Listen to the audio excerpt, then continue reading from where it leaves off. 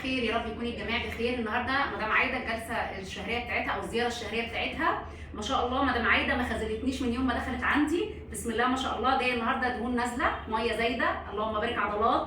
طبعا جايه نازله في الميزان، كانت 77 النهارده 76.8، نسبه الدهون بتاعتها نازله نص كيلو ما شاء الله. الدهون العامه دي نص كيلو، الدهون الحشويه نص كيلو، ميه ما شاء الله، بروتين، كل حاجه زي الفل.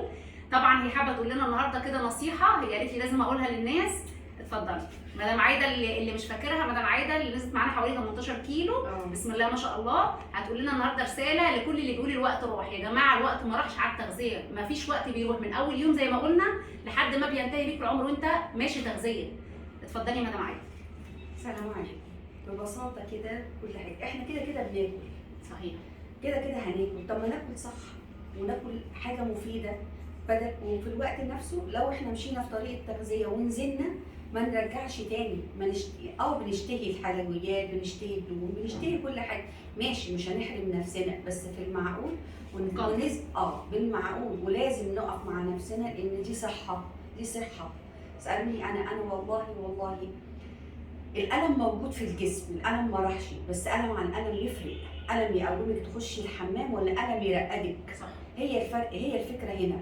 انا بفضل الله مع دكتوره جيسي انا نزلت الحاجات اللي كانت مسببه لي ان انا ممكن ارقد في السرير. دلوقتي الحمد لله بفضل الله، وهعيدها تاني، انا بقيت بعمل حاجه في بيتي. فكره ان انت تقومي تغسلي مواعينك، تنشري غسيلك، تطبقي الغسيل، دي حاجات انا ما كنتش بقدر اعملها والله. هي وظايف يومك، والله كنت بنهج. دلوقتي ما بنهجش، لا بنهج، بس برضه نهجان عن نهجان يفرق. صحيح.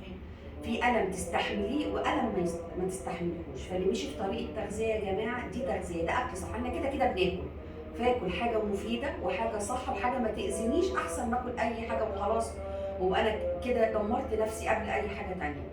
اللي ابتدي الطريق ده ما بنقفش فيه، لأن ده زي ما الدكتورة جيسي قالت، ده نظام حياة، مش دايت.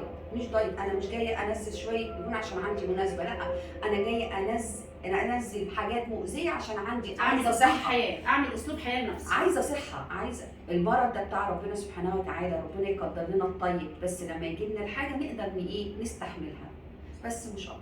بصراحه بعد الكلام ده ما اقدرش اقول اي حاجه خالص. هي قالت كل الكلام. طبعا هي قالت للناس اللي ابتدت واللي ما ابتداش يا ريت يبتدي، عشان لسه قدامك فرصه، ان انت تعيش حياه صحيه سليمه.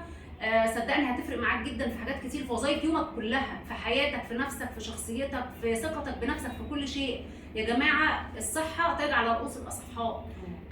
فاهتم بنفسك واهتم بصحتك واهتم ان انت تعيش حياه صحيه سليمه، مش ورقه ان انت هتمشي بيها وخلاص.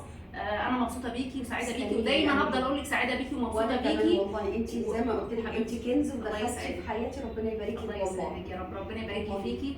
ودمتم اصحاء، حطوها دايما بين قوسين، دمتم اصحاء. شكرا.